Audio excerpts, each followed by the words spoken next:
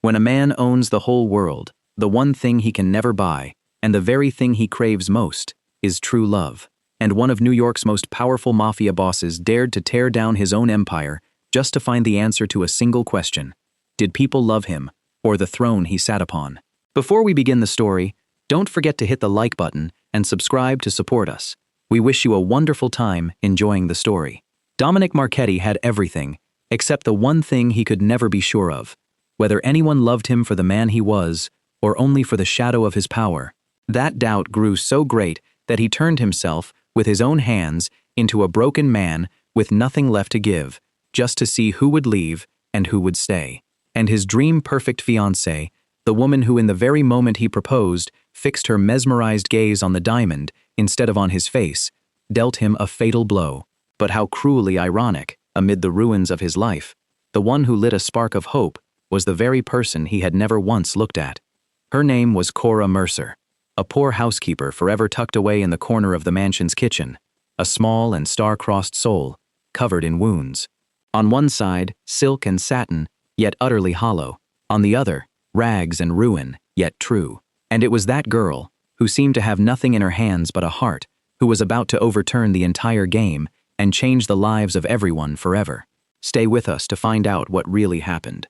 That evening, inside a private room on the top floor of the Marchetti Holdings building overlooking the Hudson River, no one dared so much as clear his throat. Dominic Marchetti sat at the head of the long walnut table, his hands clasped calmly before him, while 5 men who had once made half the city tremble with fear sat around him with their backs perfectly straight, like schoolboys waiting to be disciplined. Across from him was a trafficker who moved merchandise through the port and had missed his deadlines more than once, and now the man was trying to explain in a trembling voice that the missing shipment wasn't his fault. Dominic didn't interrupt him. He simply listened, his cold gray eyes never blinking, and that silence was more terrifying than any threat could have been. When the man finally finished speaking, Dominic slowly poured a glass of liquor, pushed it across the table, and said in a voice so low and quiet that everyone had to lean forward to hear him that he was giving him exactly 7 more days, and that he trusted the man understood what would happen if that number passed.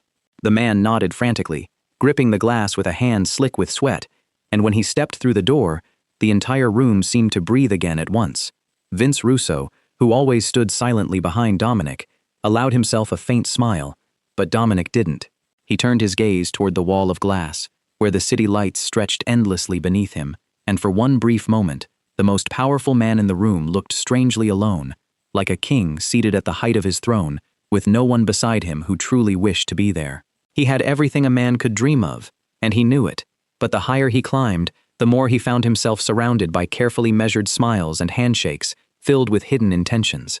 3 weeks earlier, he had placed a diamond ring on Vivian Sterling's hand, and he still wanted to believe she was the exception. Since their engagement, Vivian had seemed more radiant than ever. She slipped her arm through his as they walked the red carpets, tilting her head and smiling for dozens of cameras, while reporters called her the woman who had tamed the coldest wolf in New York. She was beautiful. She knew she was beautiful, and she treated the glittering world around her as though it had always belonged to her. From the very first week she entered the Marchetti mansion as the fiancée who would soon become its mistress, she began ordering the household staff around in the voice of someone born to be served, replacing curtains she didn't like, sending back vases she considered tasteless, and addressing one servant after another with clipped words without even bothering to look at their faces. One afternoon, while 2 of her girlfriends were visiting her in the grand sitting room, Vivian lifted her left hand beneath the chandelier and turned it slowly from side to side, letting the diamond catch the light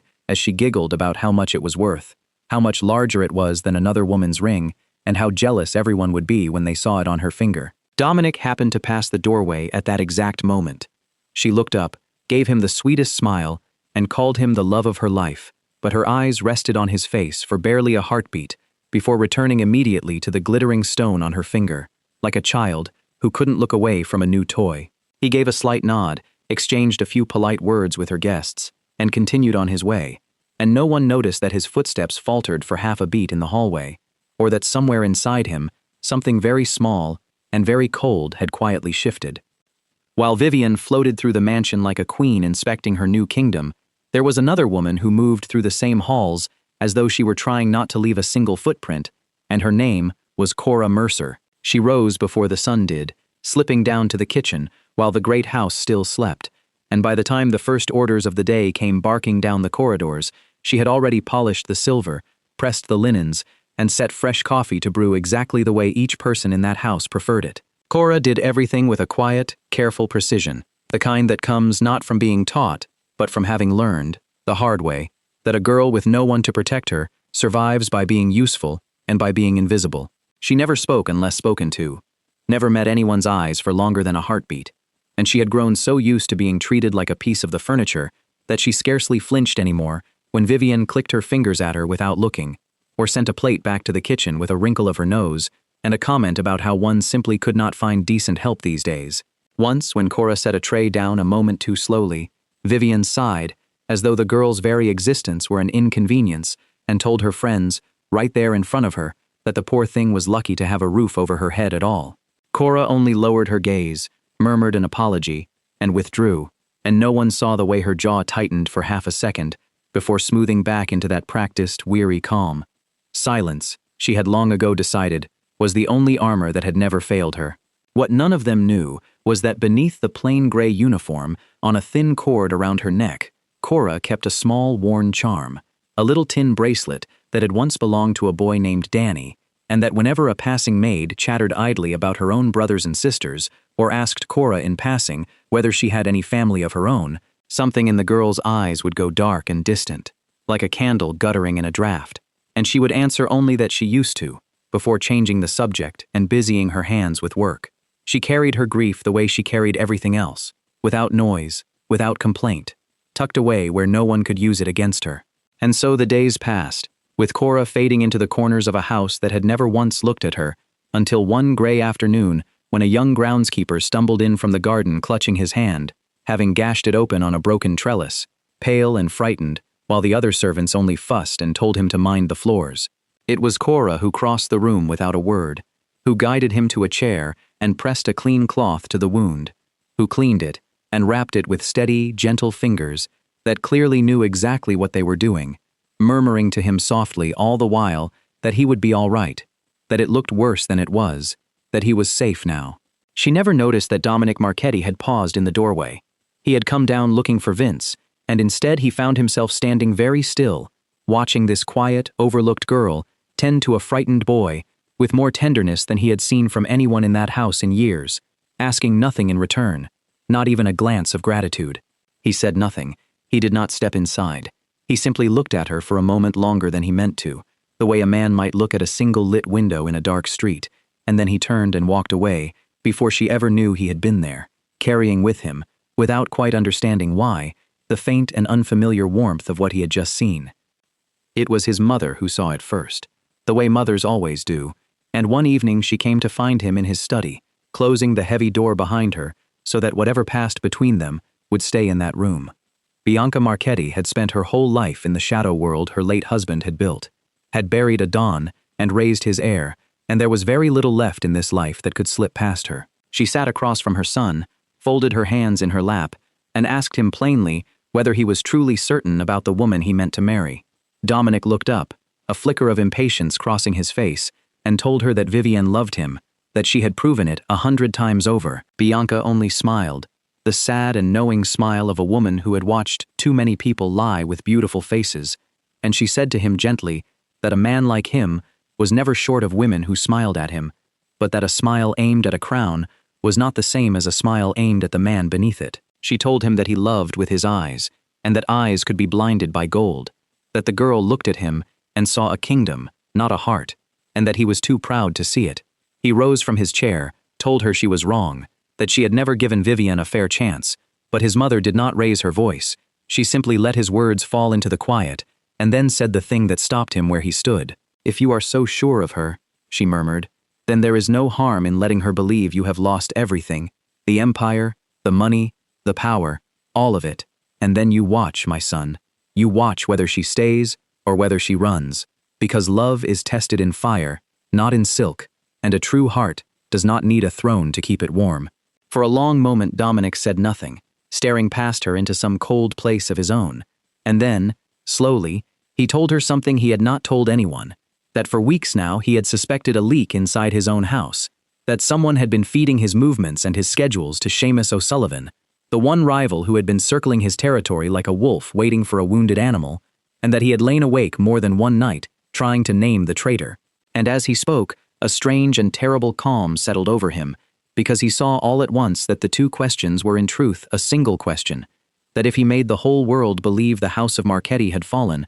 then not only would he learn what was truly in Vivienne's heart, he would also draw the traitor out into the open, force whoever it was to move, to reach for O'Sullivan's hand in the belief that the old king was finished. He picked up the phone and called for Vince, and when Vince arrived, Dominic laid it out for him in that low, unhurried voice of his, that none of it would be real, that not a dollar would actually be lost, and not a single stronghold truly surrendered, that Vince and a handful of the most loyal men would keep their hands quietly on everything from the shadows, while the rest of the world watched a staged collapse. It would be a controlled illusion, a wound that only looked mortal, a piece of theater with the highest stakes he had ever played for, and when Vince asked him quietly whether he was truly prepared to hear the answer, whatever it turned out to be, Dominic looked toward the window where the city glittered on beneath the dark, and said only, in a voice with no warmth left in it at all, that he needed to know, once and for all, who loved the man, and who only loved the ghost of his power.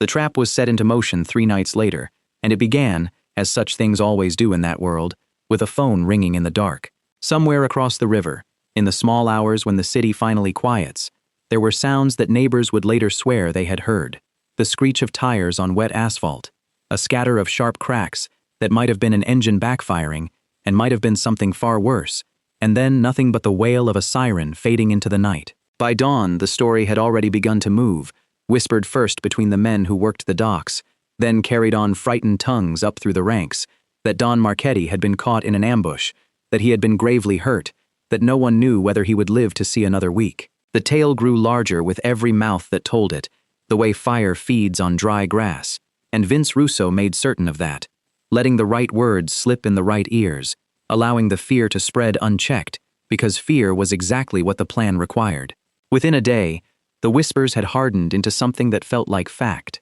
that the house of Marchetti was crumbling, that accounts had been frozen, and holdings seized, that a stretch of the waterfront the family had controlled for a generation had quietly slipped into the grip of Seamus O'Sullivan, while the old king lay broken and helpless. None of it was true. Not a single dollar had truly left Dominic's reach. Not one stronghold had truly fallen, and Vince and a small circle of the most trusted men still held everything firmly in their hands from the shadows, watching, waiting, letting the lie do its work. But to the outside world it looked like the end of an era, and that was precisely the point, because a lie that looks like blood in the water will always bring the sharks to the surface. Dominic himself vanished from the city that same night, slipping away from the towers and the marble and the men who feared him, and reappearing, or rather disappearing, into a shabby little safe house tucked away on a forgotten street in New Jersey, a place with peeling paint and a leaking tap and a single bare bulb swinging over the kitchen table. There he traded his tailored suits for a plain shirt,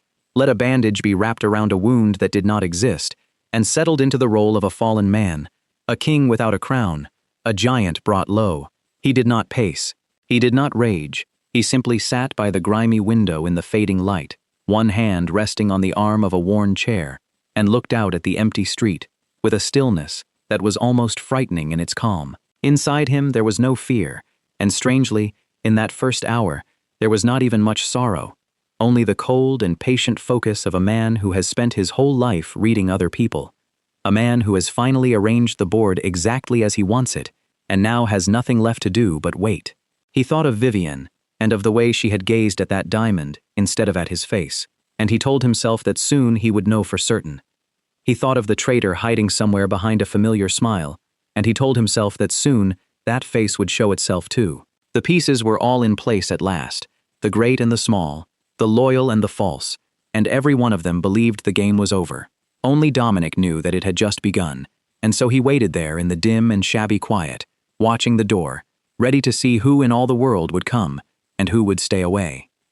When the room had grown fully dark, Dominic picked up the phone and dialed the one number he had told himself he was ready to test, and when Vivienne answered, he let his voice come out low and rough, weakened, the voice of a man clinging to the last thing he believed he still had. He told her that it was true, all of it, that they had come for him in the night, that the empire was slipping through his fingers, that the money was gone and the men were scattering and he had nothing left to give anyone anymore. And then he said the words that mattered most, the words he had turned over in his mind all evening, telling her softly that he had lost everything, but that he still had her, didn't he? That she was the one thing they could never take from him. And there, on the other end of the line, came the answer that no clever sentence could ever have disguised. A silence, long and cold and terrible, a silence that stretched on a heartbeat too long, and then another, a silence in which he could almost hear her mind working behind it. And when she finally spoke, her voice had changed,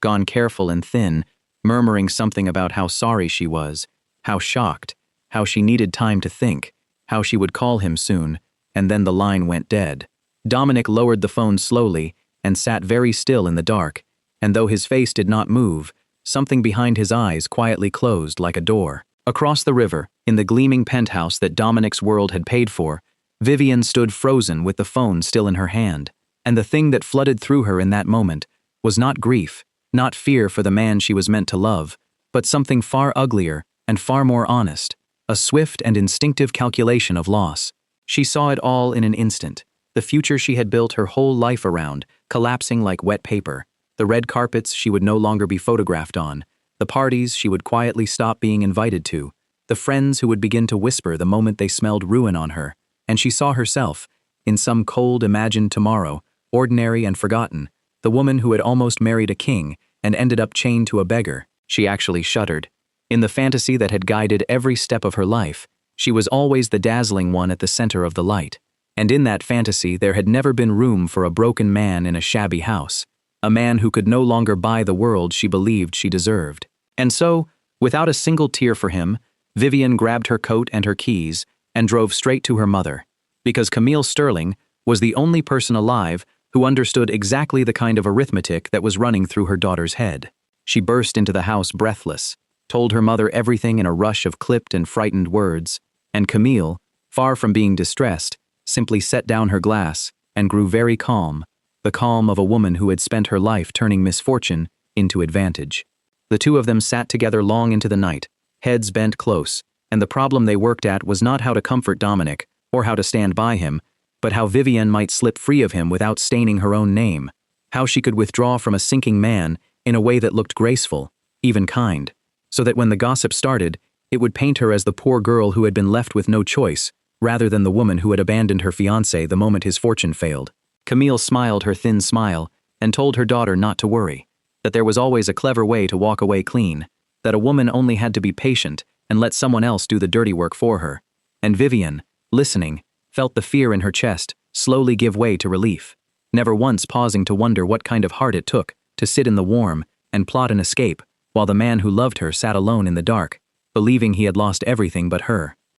The next afternoon, Vivienne did come to the safe house, but anyone watching would have known within a minute that she had come to close a door, not to open her arms. She stepped through the shabby entrance in her pale designer coat, wrinkling her nose ever so slightly at the peeling walls and the smell of damp, and she crossed to where Dominic sat by the window and knelt beside him with a performance of tenderness so polished it might almost have fooled a stranger. She took his hand. She let her eyes glisten on cue. She told him in a soft, trembling voice how frightened she had been, how she had not slept, how her heart was simply breaking for him, and for a few minutes she played the part of the devoted fiancé to perfection, saying every beautiful word except the ones that would have cost her anything. And then, as smoothly as a woman changing the subject at a dinner party, she began to explain why she could not stay. There was so much to manage now, she said, so many arrangements, so many people to speak to. She really did have to keep her own affairs in order during a time like this. Surely he understood. And here she paused, and her voice cooled by a single careful degree, and she said the thing that told him everything. She was not going to be the one changing his bandages and cooking his meals and sitting in this dreary little house day after day. Because that, she said with a small dismissive gesture toward the door, was what servants were for. She would simply have that girl come, the housekeeper, the quiet one, Cora.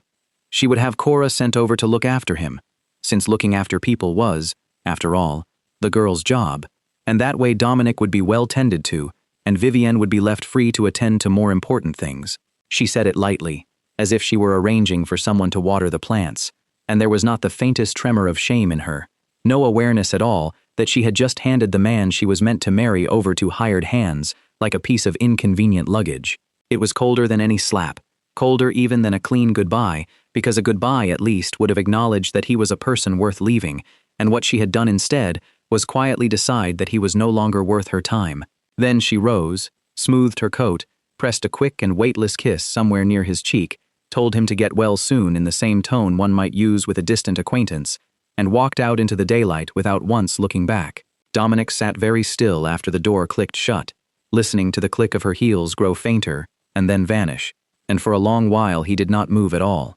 He had known. From the moment of that silence on the phone he had known. He had built this entire ruin with his own hands, precisely so that he would know, and still, knowing changed nothing about the way it landed. There was a strange hollow ache spreading beneath his ribs, the ache of a thing confirmed that some foolish, hopeful corner of him had still been praying to be wrong about, and he realized with a quiet bitterness that a man could see the blow coming from a mile off, and it would wound him just the same when it finally struck. He had half his answer now, written plainly in the sound of a closing door, and it tasted like ash. He looked toward the empty street where her car had been, and then he looked down at the plain bandage wrapped around an arm that had never been hurt, and he understood that the deepest wound in that shabby little house was the one no one could see. Cora arrived the very next morning, carrying nothing but a small bag and a quiet resolve, and from the moment she stepped into that dreary little house, she began, without fuss or complaint, to make it livable. She scrubbed the grime from the windows until the gray light came through a little cleaner. She coaxed the stubborn old stove into working. She filled the bare rooms with the small, ordinary comforts that turn a place where a man is kept into a place where a man can rest. She cooked for him with real care, simple warm meals made from whatever she could find, and she changed the bandage on his arm each day with those same steady, gentle fingers that had once tended a frightened groundskeeper, and at night, she would sit up in the next room listening for any sound, ready to rise the instant he needed anything, asking for nothing in return, not gratitude, not wages, not even a kind word. She did it all as though it were the most natural thing in the world, as though a fallen man deserved just as much tenderness as a powerful one, perhaps more. And what no one in that house could have guessed, least of all Dominic, was that Cora had not been the least bit surprised by how things had turned out.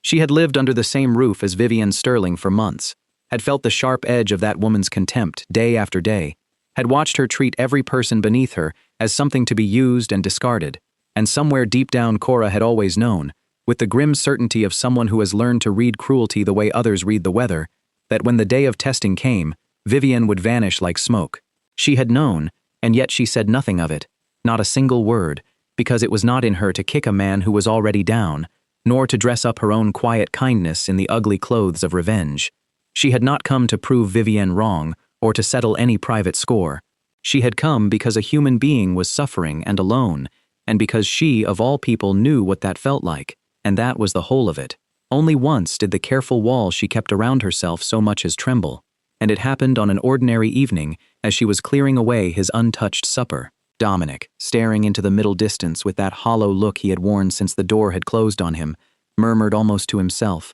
wondering aloud why Vivian had not so much as called, saying her name softly the way a man worries at an old bruise, and Cora went still. Just for half a second, the cloth in her hands went tight in her grip, her knuckles whitening, and something flickered across her face, something old and bitter and knowing, and a low reply slipped halfway out of her before she could stop it. The beginning of a sentence that would have said far too much, a sentence that started with the words, "She is exactly the sort of woman who," and then died in her throat as she caught herself. She pressed her lips together, smoothed the cloth in her hands, and finished only with a quiet, neutral remark about how he should try to eat something. To anyone who had truly been watching, that half-swallowed sentence would have said everything, would have told the whole story of what this gentle girl had endured at Vivienne's hands, and how little illusion she had ever carried about the woman's heart. But Dominic was not truly watching. He was too far down inside his own wound in that moment, too lost in the confirmed betrayal of the woman he had chosen, to notice the smaller betrayal etched into the face of the woman who was standing right in front of him, quietly holding him together. He heard the flatness in her voice, but not the history behind it, saw her hand tighten but did not think to ask why, and so the truth passed within inches of him, and he never reached for it, and Cora, relieved, let it go, returning to her work in silence, and carrying her old scars back into the shadows where she had always kept them, content, For now, simply to be of use. It was very late one night, when the house had gone quiet, and the single bulb over the table threw its thin yellow light across the room, that Dominic finally asked her the question that had been circling him for days. He watched her set down a cup of tea beside him, and he said, in a low and almost weary voice, why she was doing all of this, why she stayed, why she cooked and cleaned, and sat up half the night for a man who could no longer pay her, protect her, or offer her a single thing in return, a man the whole world had already written off. He told her plainly that he had nothing left to give her, and he waited, half expecting her to admit at last that someone had ordered her here, that it was only a job. But Cora did not look away, and she did not offer him the easy answer. She lowered herself onto the worn chair across from him, folded her chapped hands in her lap, and after a long moment she began, softly, to tell him the truth of where she had come from. She told him that she had lost her mother and father when she was 15 years old, that there had been a fire one winter night, and that by morning the only home she had ever known was gone, and so were they, and that from that day forward there had been no one in all the world to catch her if she fell. She told him about her younger brother, Danny, how she had given up school and taken whatever work she could find to keep the two of them fed, how he had been born with a weak heart, and how she had spent years chasing money she never quite had, one treatment behind, one bill too many, until the day came when there was nothing left to chase, and she had to let him go. And here her voice thinned almost to nothing, and she said only that she had held his hand at the end, and that afterward, the silence in the world had been the loudest thing she had ever heard. She told him about the debt that had swallowed her whole after that, the crushing weight of what she still owed, the men who came looking for it, the nights she had spent with nowhere to sleep, and nothing but a small tin bracelet clutched in her fist to remind her that she had once belonged to someone. She said all of it quietly, without self-pity, the way a person recites an old wound they have learned to live beside,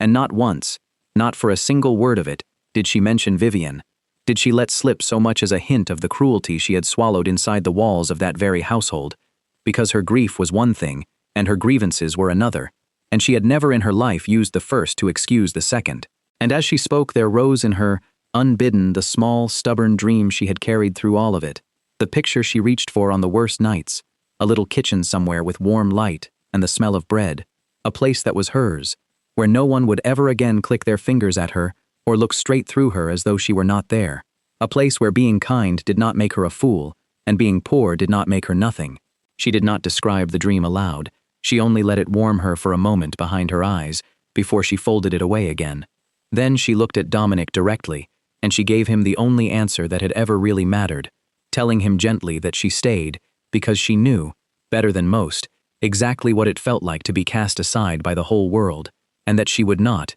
could not, let another living soul go through that entirely alone. For a long time Dominic did not speak at all. He, who had spent his life surrounded by people who wanted his money, his protection, his name, who could not remember the last time a single person had offered him anything without an invisible price attached to it, sat in that shabby little room and understood, with something close to awe, that the woman in front of him had nothing to gain and stayed anyway, that here at last was a heart that had come to him not because he was powerful, but precisely because he was not, and something long frozen in the center of him shifted, quietly, painfully, like ice beginning to break.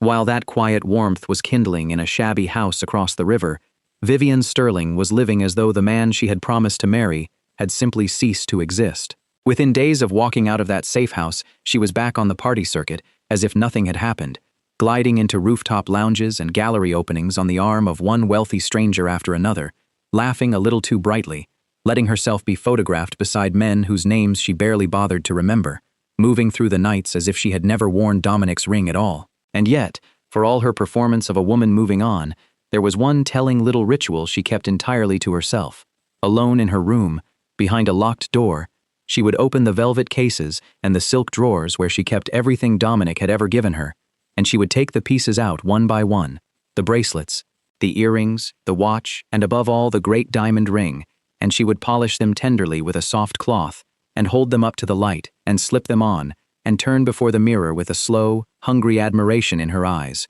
cradling those cold and glittering things with a devotion she had never once shown the man who bought them. It was Tessa who happened to be there one evening and finally asked the obvious question, watching her friend stroke the diamond as though it were something living, wondering aloud why on earth Vivian still kept all of it, still wore it in secret, if she truly felt nothing for him anymore. Vivian only laughed, unbothered, and gave an answer so honest it was almost chilling in its calm. The jewels, she said, still had their value, and value was value no matter what became of the man, whereas he, poor Dominic, had simply stopped being worth anything at all, and surely Tessa could see the difference between the two. Then she said something that made even Tessa go quiet. She had not, she admitted with a sly little smile, actually given the ring back, nor formally ended anything, nor closed a single door, because a smart woman never burned a bridge she might one day need to cross again. If the whole thing was truly finished, well and good, she was free. But if by some chance the old wolf clawed his way back to power,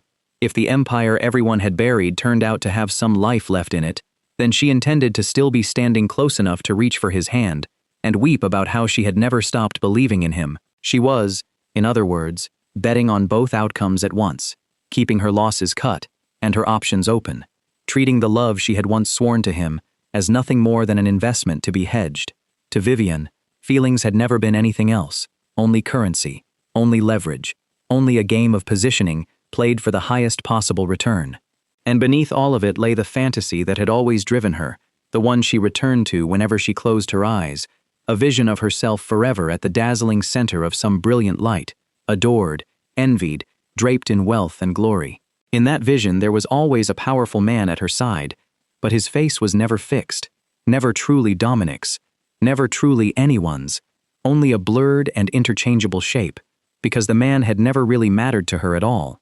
What she loved was the throne. The one sitting on it could always be replaced.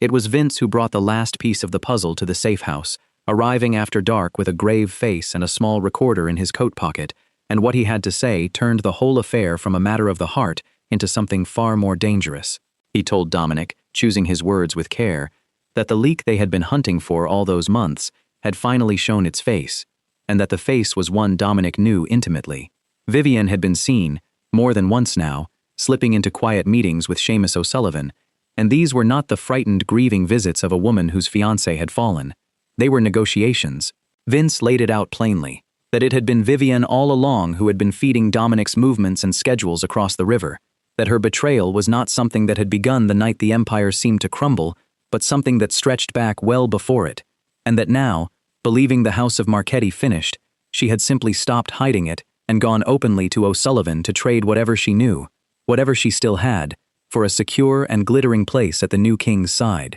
Then Vince set the recorder on the table and pressed play, and into the shabby little room came Vivian's voice, unmistakable, light and cold and utterly unbothered, speaking of Dominic as a spent card, offering up her knowledge of his affairs, laughing softly at something O'Sullivan said, promising that she had kept every door between herself and the Marchetti name carefully unlocked, just in case, exactly as she had boasted to Tessa. Dominic sat and listened to every word without moving a muscle. He did not flinch, he did not clench his fists, he did not so much as change the rhythm of his breathing, and it was that very stillness that told the truth of what was happening inside him, because a man only goes that quiet when something within him is being cauterized shut. The last warm, foolish, hoping corner of him, the part that even after the closed door and the cold silence had still whispered that perhaps she was only frightened, only weak, only human, finally fell silent for good. He understood now that this had never been mere shallowness, mere cowardice in the face of ruin. It was treachery of the oldest and most deliberate kind, the kind that could have gotten him killed, the kind that had been quietly plotting his downfall from behind a smile and a diamond ring long before he ever staged one of his own. And as that understanding settled into him, the grief that had been sitting heavy in his chest for days began, strangely, to harden and cool, to change its shape entirely, until what was left was no longer the ache of a wounded man, but the flat, patient focus of a chess player who has just watched his opponent reach for exactly the piece he had been praying she would touch. He saw, all at once, how perfectly it had all fallen into place. He had built this ruin to answer two questions, and now both had been answered in a single stroke. The false lover and the hidden traitor revealed to be the same woman, and every reckless move she and O'Sullivan were now making, in the belief that he was finished, was a move being made on a board he still secretly controlled. He rose slowly, walked to the grimy window, and looked out at the lights of the city that everyone thought had slipped from his grasp, and there was no rage in his face, only a cold and terrible clarity. Vince asked him quietly what he wished to do. Dominic did not answer right away. He simply watched the distant skyline for a long moment, the man they had all been so eager to bury. And when he finally spoke, his voice was as calm as still water, and twice as cold, telling Vince only to let them keep believing, to give them all the rope they wanted, because the trap was nearly shut now, and the ones who had walked into it did not yet have the faintest idea that they were already caught. A few evenings later, Dominic learned something that stirred him in a very different way. He had stepped into the narrow hall to fetch a glass of water when he overheard Cora on the phone in the next room, her voice low and tight, pleading with someone for just a little more time, promising she would find the money somehow, and when she hung up her hands were trembling so badly she had to press them flat against the counter to steady them. She never said a word of it to him, of course, but Dominic had spent his whole life reading what people tried to hide, and it took him very little effort to find out the rest. He learned of the crushing debt she still carried from her brother's illness, and he learned who held it, a nasty little outfit of loan sharks that operated in the shadows of the very world he ruled, men who had been leaning on her harder and harder, threatening her, frightening her, treating a grieving girl as nothing more than a ledger to be squeezed. Something went very still and very dangerous in him when he understood it. He was supposed to be a fallen man, a king stripped of everything, and to the watching world he was, but that ruin had only ever been theater,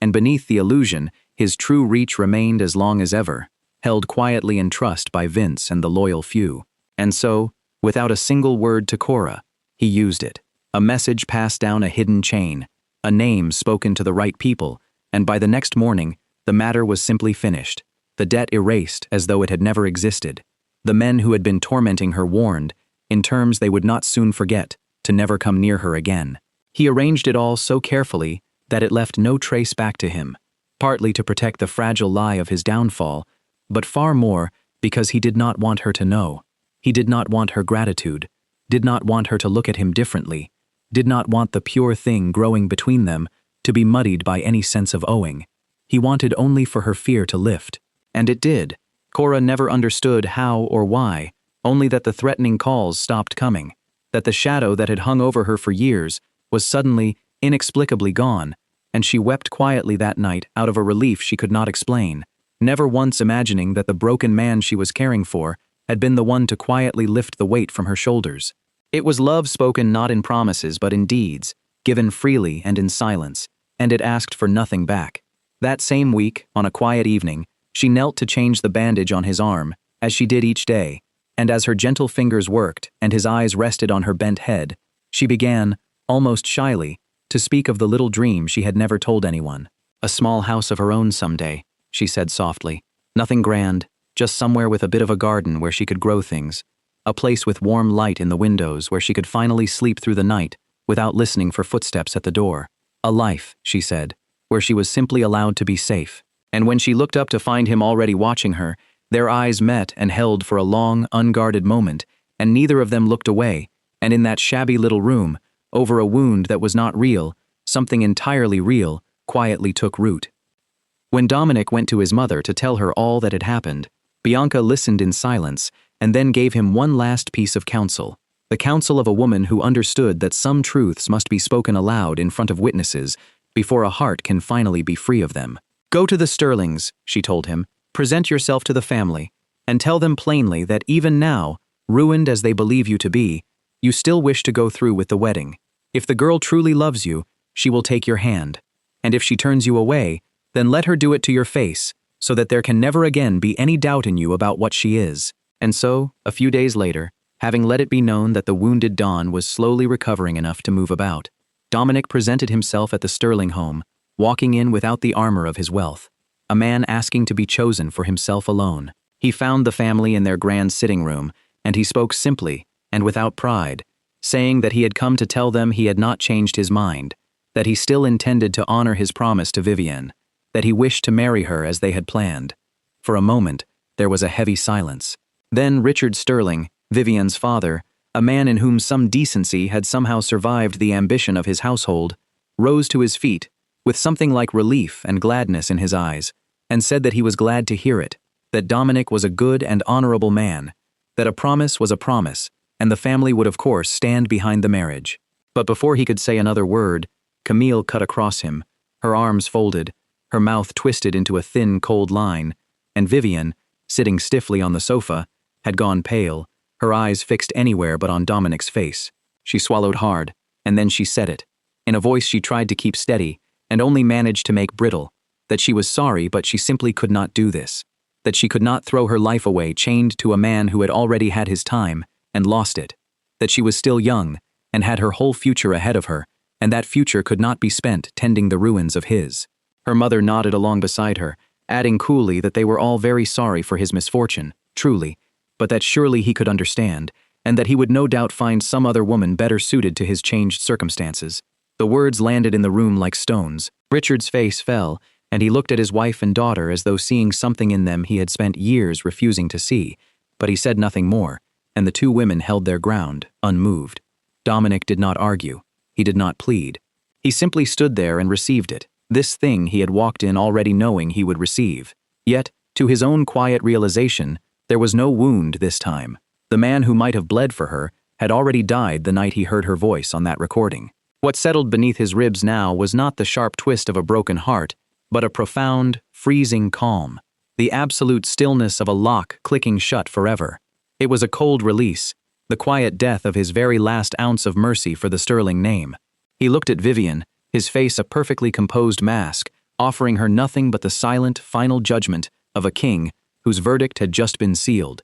He inclined his head, quietly thanked Richard for his kindness, and turned and walked out of that house, with his back straight and his steps even. They watched him go, smug in their certainty that they had just discarded a ruined man, never once realizing that behind the illusion they were so eager to step over, the trap they could not see had just snapped shut, locking them entirely inside.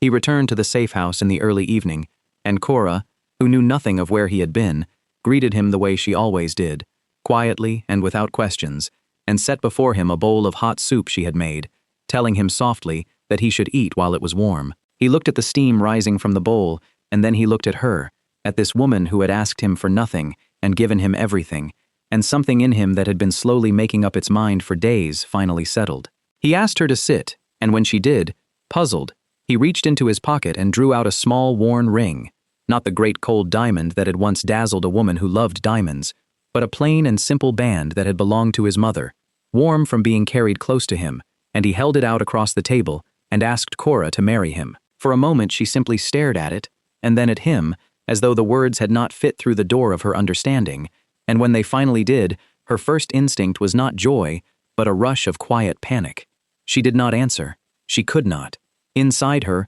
a whole lifetime of fear rose at once, and every part of it argued against the thing her heart most wanted. She thought, who am I to be asked such a thing? Only a servant, a girl with empty hands and a mountain of grief and nothing to bring to anyone, and surely a man like him, even brought low, could not truly mean it. She thought, this is not love, this is only the gratitude of a broken man in a lonely house, and gratitude fades the moment the loneliness lifts. And she thought, most bitterly of all, that she had seen with her own eyes how quickly love could curdle and vanish, had watched a beautiful woman walk out on this very man without a backward glance, and if love could die that easily in the strong and the fortunate, what hope could there be for someone like her? For one aching instant she let herself picture it anyway, the little house, the warm light, a life beside him, and then she crushed the picture flat the way she had learned to crush every dream, because for a girl like her, she believed, dreaming had only ever been the first step toward being hurt.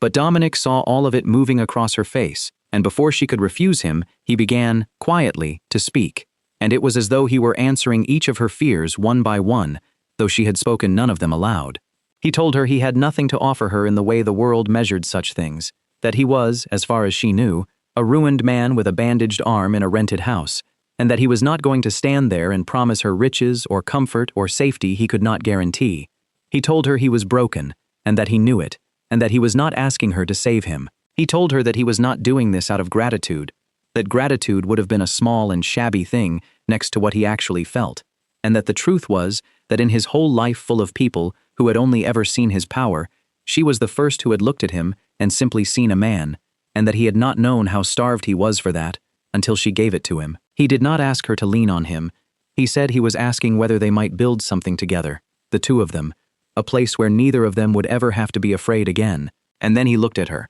this man who had commanded rooms full of dangerous men into silence, and he said, very simply, that he had nothing to buy her with. Cora, nothing at all, only this one plain truth, that she was the single thing in all the world that still made him want to go on living. And at that, the wall inside her, the wall that fear and loss had spent years building brick by brick, finally cracked and gave way, and the tears came, not the tears of a girl being hurt again, but the tears of a woman daring, against everything her life had taught her, to believe, and through them she nodded, and whispered yes. Word of the engagement made its way back to the Sterling household soon enough, as such things always do, and when Cora, out of a sense of quiet honesty rather than any wish to boast, let it be known that she and Dominic were to be married, the reaction was exactly what anyone who knew Vivienne might have predicted. Vivienne and her mother received the news together, and for a moment they simply stared, and then they burst into laughter, the sharp, cruel laughter of women who cannot imagine that anything precious could ever belong to someone beneath them. Vivienne laughed until she had to dab at the corner of her eye, and she said, with mock sweetness, that of course she wished the little housekeeper every happiness, that it was really quite touching, the servant and the beggar, how perfectly they suited each other. Camille joined in, her voice dripping with contempt, telling Cora that since the girl was so very fond of hard labor, she would now have her fill of it, that she could spend the rest of her days playing nursemaid to a washed-up man with nothing left, dragging her crippled king around by the arm for the rest of her miserable life. They circled her with their words the way cats circle something small, delighting in what they imagined was her foolishness, certain they were watching a desperate creature settle for scraps, because scraps were all a girl like her could ever hope for. Cora stood and took it, as she had taken so much before, her hands folded, her eyes lowered, her face giving them nothing. She did not argue, she did not defend him, or herself, or the thing that had grown between them in that shabby little house, because she had learned long ago that words were wasted on people who had already decided what they wished to see, and because the tender truth of it was far too precious to lay down in front of them to be trampled. She simply let the laughter break over her and pass, the way she had let so many cruelties pass, and she waited in silence until they were finished. But something was different in her now, and though neither woman could see it, it had changed everything. For the first time in her whole hard life, Cora had chosen to believe in something good and to hold on to it, to say yes to a fragile hope instead of smothering it before it could hurt her, and no amount of mockery was going to make her let it go. Let them laugh, she thought, standing quietly in the storm of their scorn. They saw a fallen man and a foolish girl, and they laughed, and she let them, because deep in her chest, steady and unshakable now, was a decision she had made with her whole heart, and it did not need their blessing or their belief to be true. She had spent her entire life being told, in 1,000 ways, that she was worth nothing and could hope for nothing, and this once, this single defiant once, she was going to reach for happiness anyway, no matter who sneered, no matter who doubted, no matter that the whole glittering world seemed certain she was making a mistake. And so she raised her eyes at last, looked at the two laughing women with a calm that unsettled them more than any retort could have, quietly excused herself, and walked out with her head held higher than either of them had ever seen it, carrying her decision out the door like something no one would ever take from her again. The wedding, when it came, was a small and simple thing, held in a modest chapel with plain wooden pews and afternoon light falling soft through the windows, and there were only a handful of people present, a few of Dominic's most trusted, the quiet old priest, and Bianca sitting in the front row with her hands folded and her eyes shining. There were no photographers, no crystal chandeliers, no crowd of glittering guests come to be seen, none of the hollow splendor that had surrounded Dominic's first engagement, and somehow that absence made everything in the little chapel feel truer than anything in that other world ever had. Vivienne did not come, of course, nor did Camille, for the two of them were far too busy celebrating what they still imagined to be Vivienne's narrow escape to trouble themselves with the pitiful little wedding of a servant and a ruined man, and their empty seats went entirely unmissed. Cora wore a simple dress, and no jewels, and she had never in her life looked more beautiful. And when she walked down that short aisle, it was Bianca who reached out and took her hand along the way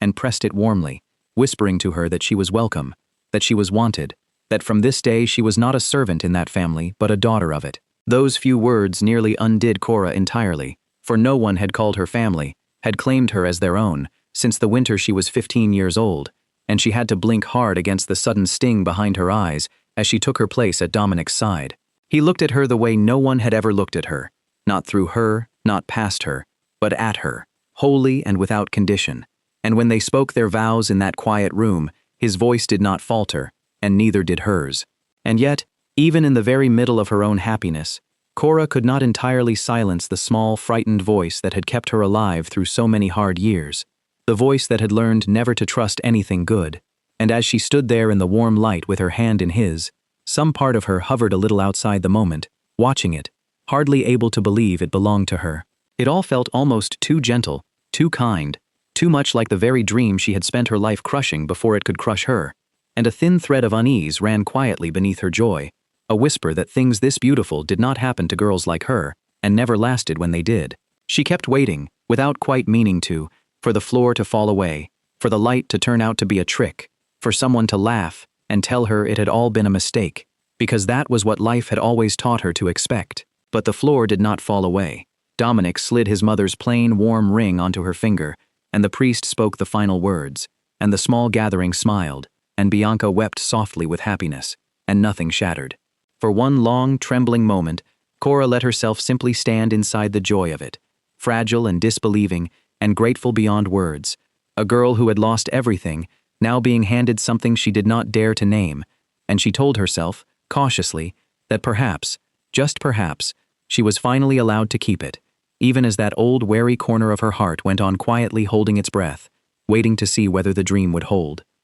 After the wedding, Dominic took her not back to the shabby safe house, but to a quiet villa by the sea, a place he said would be theirs for a little while, and it was there, on the second evening, that the truth finally came apart in Cora's hands. She had gone looking for him in the fading light, meaning only to call him for supper, and as she came down the hall she stopped short outside a half-open door, because through the narrow gap she saw something that made no sense to her at all. Dominic was standing tall by the window, moving with an ease and strength she had never once seen in him, no stiffness, no careful favoring of his wounded arm, and as she watched, frozen, he rolled back his sleeve, and there was nothing there, no injury, no scar, only smooth, unbroken skin, where for weeks she had so tenderly changed a bandage. And Vince was with him, speaking in a low, steady voice, and the words that drifted through the gap in the door struck her one after another like small, cold stones. That everything was secure, that the accounts had never truly been touched, that the men were exactly where they were meant to be, that the house of Marchetti stood as strong as it ever had, and stronger, that nothing, in fact, had ever really fallen at all. Cora stood in the dim hallway with her hand pressed to her mouth, and the floor she had been so afraid would give way beneath her finally did, only not in the manner she had braced for. He had never been ruined. He had never been helpless. The broken man she had fed and nursed and sat up beside through the long nights, the fallen king she had pitied and, against all her own defenses, come to love, had never for one moment been any of those things. It had all been a performance, and she, it seemed, had been somewhere inside it. When the door opened, and Dominic saw her standing there, white-faced, he did not try to lie. He crossed to her, and, gently, he told her everything. He told her of the doubt that had eaten at him, the fear that in all his life no one had ever loved the man beneath the power, and how he had staged his own downfall to learn the truth of it, and how the collapse and the wound and the poverty had all been an elaborate illusion meant to draw out both a faithless heart and a hidden traitor. And then, watching her face, he said the thing that mattered most, that he had needed, more than he had ever needed anything, to know who would love the man and not the throne, and that she, Cora, was the answer, that she was the one true thing the whole cruel test had uncovered. But the tenderness in his voice could not undo the blow, and for a long moment Cora could not speak at all, because two feelings were tearing at her at once. She was reeling, hurt in a place that went deeper than anger, because it meant that everything she had given, every act of care, every confession whispered in the dark, every fragile hope she had finally dared to raise, had all unfolded on a stage she had not known she was standing on, and the thought that her most honest self had been, however unwittingly, a thing being watched and tested, made her feel small and foolish and exposed. Her eyes filled and her voice shook as she asked him whether any of it had been real, whether she had simply been another part he was measuring. And Dominic, for once in his life utterly without defenses, told her the truth, that the test had been real, but that what he felt for her was the one thing in all of it that had never been staged, that he had gone into that house looking for proof of Vivian, and had instead stumbled, entirely unprepared, upon her. Slowly, as the first shock loosened its grip,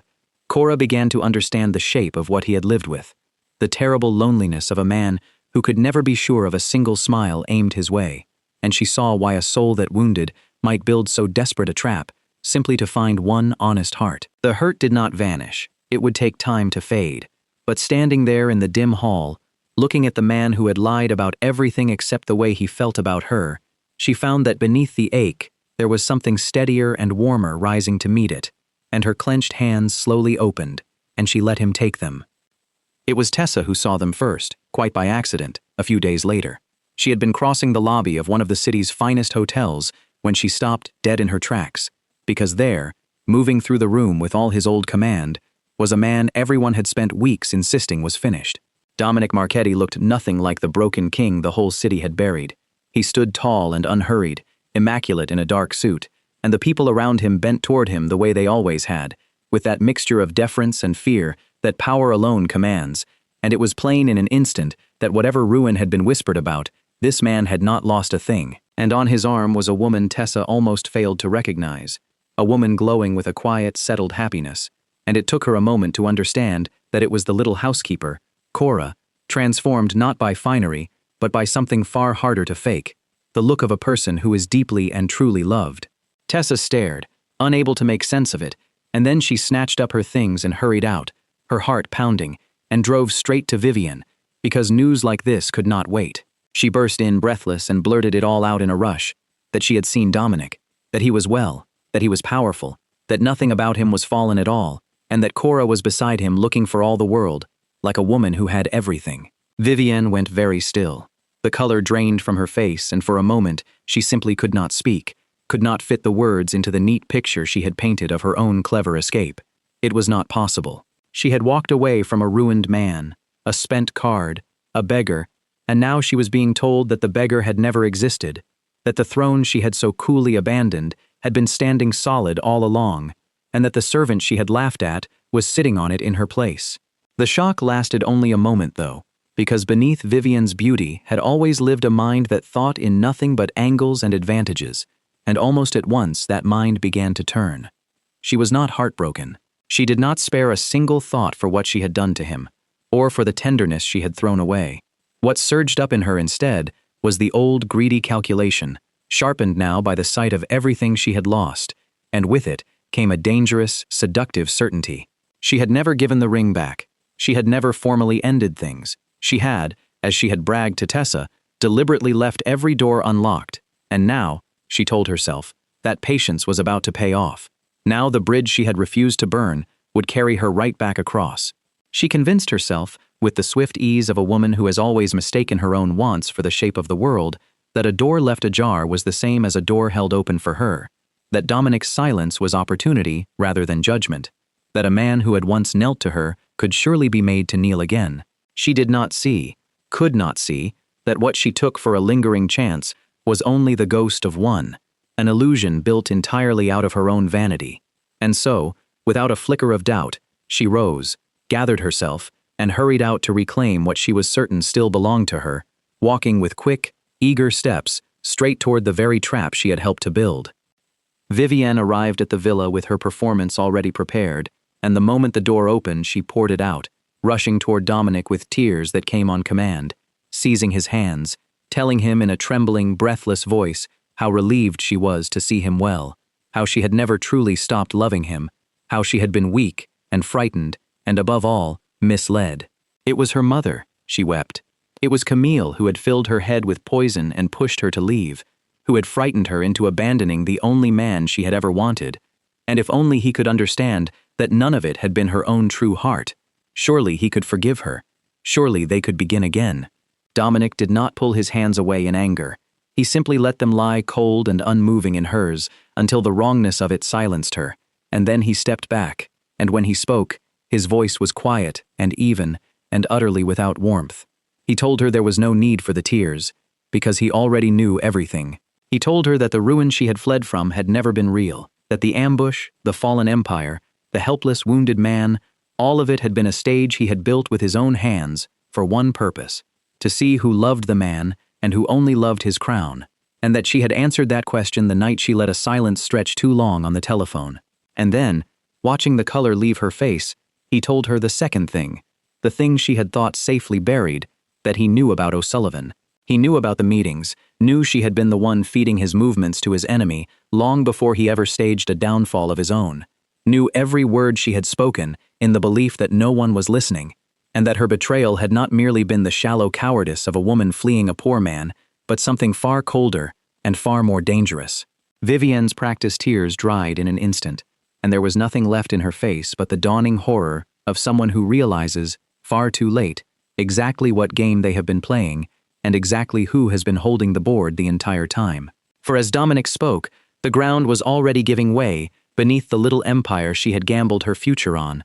Because he had never truly lost his power, the counterstroke he had prepared from the very beginning was now falling into place with quiet, devastating precision, and word of it was spreading through the city even as she stood there. The alliance O'Sullivan had built on the belief that the Marchetti house was finished was coming apart at the seams, his position collapsing under pressures he never saw coming, and the secure and glittering place at the new king's side that Vivienne had sold her loyalty for was simply dissolving into nothing, taking with it every calculated bet she had made. In the space of a few days she lost it all, not only the man she had thrown away, but the very safety net she had so cleverly woven to catch herself. Every door she had left unlocked, slamming shut at once. She stood in the villa trembling, stripped at last of every angle and every advantage, and it was then that Cora stepped forward. For all these weeks she had been the silent one, the shadow in the corner, the girl who lowered her eyes and endured, but she did not lower them now. She looked Vivienne full in the face, calm and unafraid, and she spoke without cruelty but without a single tremor either, reminding her quietly of the day she had laughed and promised Cora a lifetime of suffering, a life spent dragging a ruined man around by the arm. And then Cora said simply that Vivienne had been wrong, that it was not Cora who had lost everything, but Vivienne herself, who had held something precious in her hands and thrown it away for a handful of cold and glittering things. There was a long silence, and Vivienne found she had no answer, because there was none. Dominic turned toward the door, and, with the same quiet finality he might have used to close a business he had no further interest in, asked her to leave his home. And Vivienne, hollow and shaking, with no tears left that anyone would believe and no card left to play, gathered the ruins of her pride and walked out, and the door closed behind her with a soft and terrible certainty, sealing her forever on the wrong side of the life she had so carelessly refused. Vivienne drove home in a daze and walked into a house that was already beginning to feel the weight of everything she had done. Camille was waiting, and the moment the door closed, the two of them fell upon each other. No longer mother and daughter united in ambition, but two frightened women trading blame in rising voices. Vivienne accused her mother of ruining her, of filling her head with the poison that had driven her to abandon Dominic, of promising her that walking away would cost her nothing, when in truth it had cost her everything. Camille gave it straight back, snapping that she had forced her daughter to do nothing, that she had only offered advice, and that a grown woman had made her own choices, that Vivienne had been every bit as eager to be rid of a ruined man as she had, and that she would not be made the villain now that the gamble had failed. Round and round it went, sharp and ugly, each of them reaching for the other as a shield against a guilt neither could bear to hold alone. And it was into the middle of this that Richard walked, and stood for a long moment in the doorway, simply looking at the two of them. When at last he spoke, his voice was heavy and tired, and he told them that he had watched this coming and said too little, that he had let ambition rule his house until it had finally brought the house down, and that between the two of them they had managed to trade away not only a good man, but the family's very name. And he was right, for the damage did not stop at Vivienne's broken engagement. As O'Sullivan's fortunes collapsed, the Sterlings, who had hitched their rising star so eagerly to the wrong side, found the doors of high society quietly closing against them one after another, the invitations drying up, the useful friends suddenly unavailable, the whispers turning cruel, until the glittering standing they had schemed and clawed to secure simply crumbled away, leaving them with the appearance of wealth and none of the belonging they had craved. But of all of them it was Vivienne who was left most alone. In the days that followed, she found herself sitting for long hours in her room among the velvet cases full of the jewels she had prized above the man who gave them, and for the first time in her life, those cold and glittering things brought her no comfort at all. She understood, now that it was far too late, exactly what she had held, and exactly what she had thrown away, that somewhere across the city there was a quiet villa full of warmth and loyalty, and a love that asked for nothing, and that all of it could have been hers, had been hers, and that she had traded it without a second thought for a handful of stones and a place in a light that had already gone dark. No one had to lecture her. No one had to explain the lesson. The empty room said it for them, and the silence said it, and the dull, useless weight of the diamond in her hand said it loudest of all. And Vivian, who had spent her whole life certain she was clever, sat alone with the slow and dawning knowledge that she had been the greatest fool of all, and that the cruelest part of getting exactly what she had chosen was having to live, from now on, with the memory of what she could have chosen instead. Some time passed, the way it does when a wound is finally allowed to heal, and slowly the life that Cora had never dared to dream of began, quietly, to become real. Dominic kept the promise he had made to her in that shabby little house, the promise of a place where neither of them would ever have to be afraid again, and true to it, he began to loosen his grip on the dark world that had made him, handing more and more of it into other hands, stepping back from the shadows a little further with each passing season,